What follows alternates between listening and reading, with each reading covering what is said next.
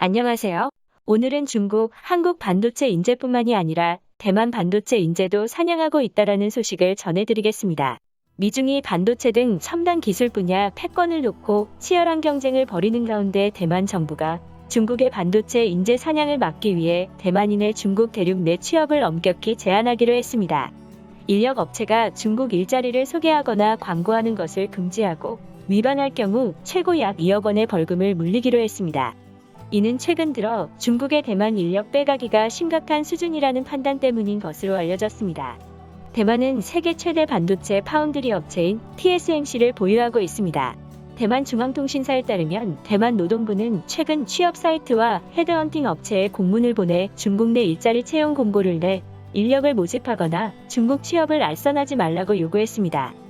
지시를 어기고 채용 공고를 내는 경우 최고 50만 대만 달러 약 2천만 원, 취업을 중개하는 경우 최고 500만 대만 달러의 벌금에 처할 것이라고 경고했습니다. 노동부는 공문에서 미중 과학기술 전쟁의 영향으로 중국 반도체 산업 발전에 지장이 생겼고 중국이 독자 공급망 구축을 위해 연구개발 경험이 풍부하고 같은 언어를 써 관리가 쉬운 대만 반도체 인재를 빼내가려 하고 있다고 밝혔습니다.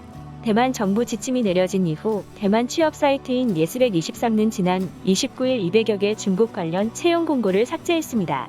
또 다른 취업 사이트인 1041여은행도 지난 28일 자사 사이트에 중국 채용 공고를 올린 기업들에게 이를 철회해달라고 요청했고 하루 만에 중국 관련 일자리 광고가 3,722개에서 1,872개로 줄었다고 전했습니다.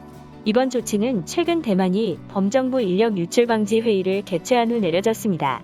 대만은 정부 조례에 따라 대만 취업 사이트나 헤드헌팅 업체가 중국 내 일자리를 광고 알선하는 게 원칙적으로 금지되어 있지만 중국과 교류 촉진, 대만인의 취업 기회 확대 차원에서 사실상 허용해왔습니다.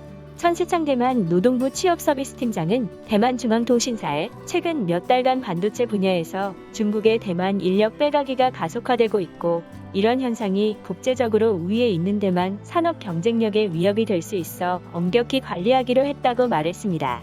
중국 본토에 투자한 대만 기업이 본토로 인력을 파견하는 것은 가능하지만 이 경우 정부의 심사를 받아야 합니다. 일본 니케이 아시아는 이번 대만 정부 조치가 상대적으로 높은 임금을 쫓아 중국 본토에 취업한 대만인들은 물론 중국에서 공장을 운영하는 TSMC, 폭스콘 등 대만 기업에도 어느 정도 타격을 줄 것으로 전망했습니다. 그럼에도 대만 해협을 둘러싼 미중 간의 긴장이 격화되는 상황에서 대만이 자국 경쟁력을 지키기 위해 내린 고유책이라는 것입니다. 오늘의 추천 영상은 중국 20조 반도체 프로젝트 책임자는 초등학교 졸업입니다. 감사합니다.